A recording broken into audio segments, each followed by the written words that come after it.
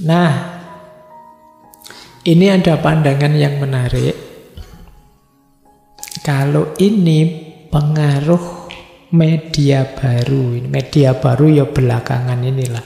Era-era yang kita sebut post-truth terhadap agama. Kalau ini efeknya. Menarik, ada banyak efek-efek negatif ternyata. Saya tidak menyebut positifnya ya. Positifnya ya tadi ada kemudahan-kemudahan informasi, ada kemudahan-kemudahan interaksi, ada kemudahan dalam pendidikan dan lain sebagainya. Ini pengaruh media yang positif. Di depan sudah dijelaskan. Sekarang kita lihat yang negatif. Ada situasi hari ini, orang menyebutnya situasi post-truth, antara lain orang lebih mendahulukan media komunikasi dibandingkan makna komunikasi. Makanya hari ini orang menyebut matinya makna. Matinya makna itu maksudnya apa? Ada ribuan kata-kata, ribuan kalimat kita lontarkan tiap hari ke media-media yang kita miliki, tapi tidak ada 10%-nya yang punya makna serius. Hampir semuanya tidak terlalu bermakna. Itu orang menyebut hari ini matinya makna. Semuanya sebagian besar omong kosong saja. Tidak ada gunanya. Nah, ini era matinya makna. Bahkan banyak orang sudah ngomong ini, ngomong itu, rasa-rasanya dalam sekali yang dia share. Begitu ditanya, ini maksudnya apa? Saya juga tidak paham, saya cuma nge-share kok. Kan sekarang banyak yang begitu. Itu yang disebut matinya makna. Banyak yang kadang-kadang ngaji tidak bisa, tapi share-sharannya isinya Al-Quran, ayat sekian, menyatakan bla bla bla bla. Orang lebih mendahulukan eksistensi kehadirannya daripada makna kehadirannya. Orang takut dianggap tidak ada kalau tidak tampil, kalau tidak eksis di media-media baru ini. Nah, yang pertama ini efeknya besar untuk agama. Akhirnya apa? Agama sering mengalami pendangkalan.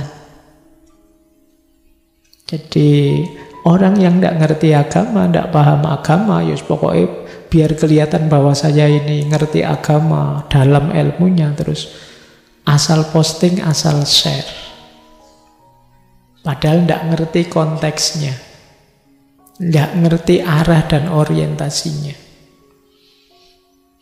Saya kemarin ada yang cerita ke saya, ada loh Pak di YouTube itu yang menafsirkan surat Al-Qari'ah.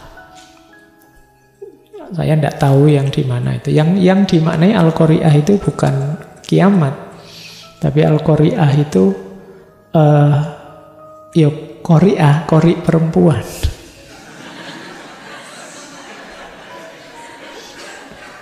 Kan kita ada itu qari dan qari'ah. Nah, ada banyak lagi mirip kayak gitu yang isinya lucu-lucu. Itu yang membuat agama mengalami pendangkalan sekarang. Orang mungkin hanya mentransmisikan, mengulang saja kata-kata ustadznya, kiainya, ulamanya, tapi dia tidak ngerti konteks dan makolnya apa yang dia katakan, ya dia mentransfer saja.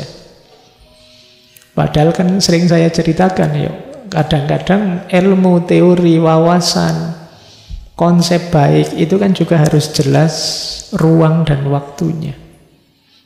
Menasehati, yo kita kan juga harus tahu yang kita nasihati siapa, untuk situasi apa, dalam konteks apa nasihat ini pasnya.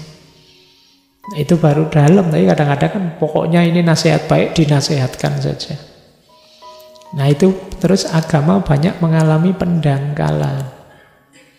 Yang kedua, terjadi pemaknaan yang sangat liar. Jadi setiap orang memaknai versinya sendiri. Jadi selain pendangkalan, akhirnya apa? Kekacauan makna. Kita tidak betah untuk menahan diri, saya itu bukan ahlinya, yang ahlinya beliau-beliau, ya sudahlah, terserah beliau-beliau yang ahlinya. Kita tidak betah begitu, kita ingin nafsir sendiri, memaknai sendiri. Padahal kita bukan ahlinya. Bahkan tidak hanya itu, kita tidak hanya nafsir sendiri, kita berani juga menyalah-nyalahkan orang lain. Padahal kita bukan ahlinya.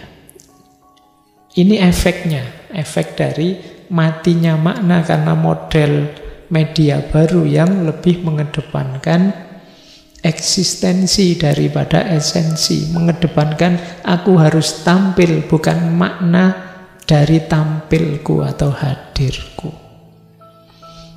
Ini PR besar kita, sudah.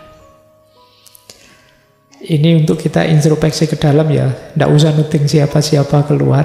Paling tidak kita jangan begitu, itu saja sudah bagus. Semoga kita tidak jadi part of the problem. Kita tidak jadi bagian dari masalah ini, itu sudah bagus. Nanti pelan-pelan kita cari solusinya. Itu problem pertama. Problem kedua, hari ini orang kenal istilah banjir informasi. Gampang kalau ingin dapat informasi tentang apapun. Cuma efeknya banjir informasi itu seperti tadi. Banyak orang tahu tentang agama, tapi sedikit yang paham tentang agama.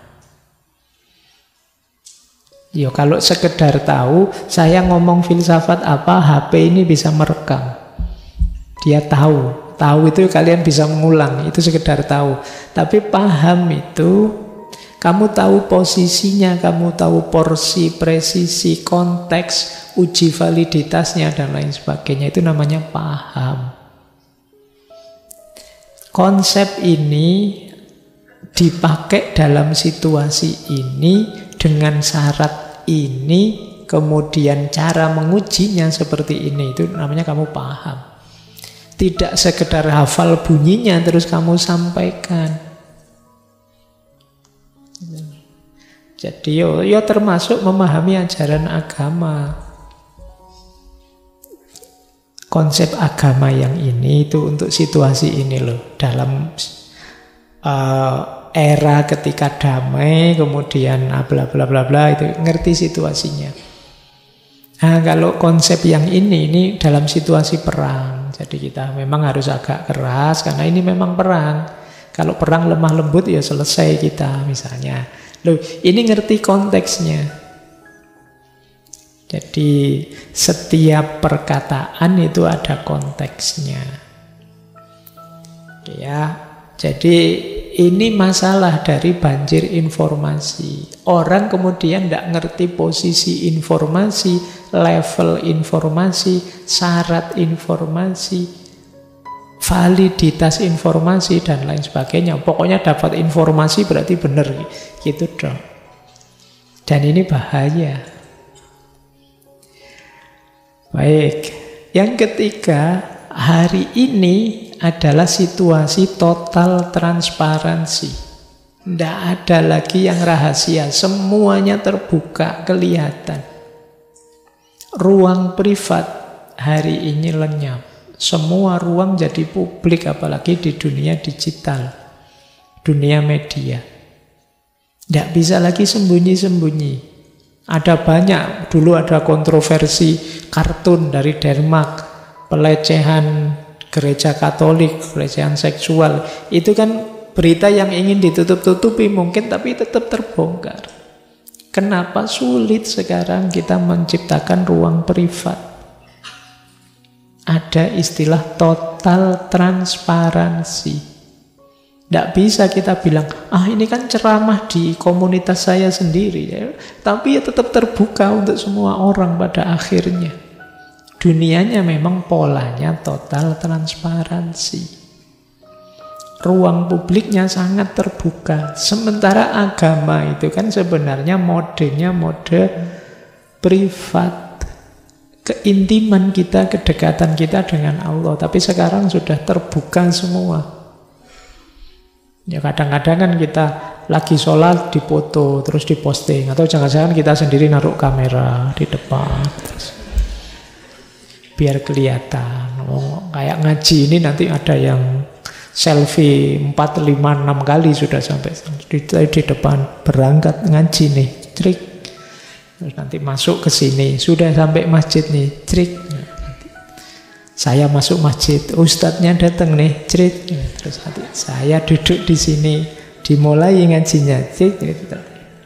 Nanti ngantuk nih, cerit. Ya, orang semua tahu detik per detik apa yang kita lakukan. Siapa yang bongkar? Kita sendiri. Bahkan kopinya seperti apa sekarang di masjid ini seluruh Indonesia sudah tahu. Itu total transparansi. Jadi kita itu seperti orang yang detik per detik diawasi terus oleh siapa saja. Bukan karena apa-apa, kita sendiri yang mengekspos diri kita pada siapa saja. Itu kalau dalam teori persilatan itu, kita itu mudah kalah. Karena musuh kita tahu A sampai Z-nya tentang kita. Musuh yang sulit ditaklukkan itu kan yang agak misterius. Ini orang ini kayak gimana ya? Itu sulit dikalahkan. Tapi kalau orang ngerti 100% tentang kita mudah kalah. Nah, agama juga begitu. Keintiman-keintiman, keasikan-keasikan religius kita jadi terganggu dengan model total transparansi ini. Ajaran-ajaran agama banyak yang melarang kita riak, melarang kita pamer, iri, melarang kita sombong, dan lain sebagainya. Tapi media-media baru ini kadang-kadang mendorong kita ke sana. Iya, manfaatnya banyak seperti saya bilang tadi, tapi ini ada sedikit beberapa ekses negatifnya. Apalagi kemudian ada istilah epilepsi komunikasi. Ini istilah dari filosof Perancis yang Brodiat. Kata dia, masyarakat kita hari ini itu masyarakat yang epilepsi. Orang yang sakit epilepsi itu kan sering kejang-kejang, seperti orang kaget itu. Nanti kalau sudah sembuh, tenang lagi. Kalau kumat, kejang-kejang lagi. Kita itu seperti itu hari ini. Kita sering kaget. Ada berita ini, wah, kita kaget. Nanti belum selesai kagetnya, ada kekagetan yang baru. Baru selesai yang ini, ada lagi kekagetan. Jadi tiap hari kita hidup dari kekagetan ke kekagetan. Yo, bahasa hari ini dari viral ke viral. Ini yang disebut epilepsi. Jadi kita ini masyarakat epilepsi. Efeknya apa? Agama pun pada akhirnya dielaborasi hanya pada aspek yang mengagetkan saja. Pada aspek yang wow, yang kaget saja. Yang biasa-biasa tidak pernah diekspos. Akhirnya apa? Banyak muncul orang yang patah hati karena agama, sedih karena agama, tidak percaya lagi dengan agama. Karena ekspos tentang agama itu selalu yang mengagetkan, yang kontroversial, yang biasanya terus yang negatif. Alah, agama sering bikin masalah saja, sumber problem peradaban kita. Ngertinya begitu. Kenapa begitu? Karena dia melihat yang diekspos tentang agama itu yang jelek-jelek, terorisme, pertentangan antar kelompok, dan lain sebagainya. Ini efeknya pada agama. Padahal yang baik banyak, yang positif kegiatan-kegiatan banyak, tapi tidak viral. Yang diviralkan yang sifatnya negatif-negatif. Nah, ini diantara efek dari media baru tadi terhadap agama.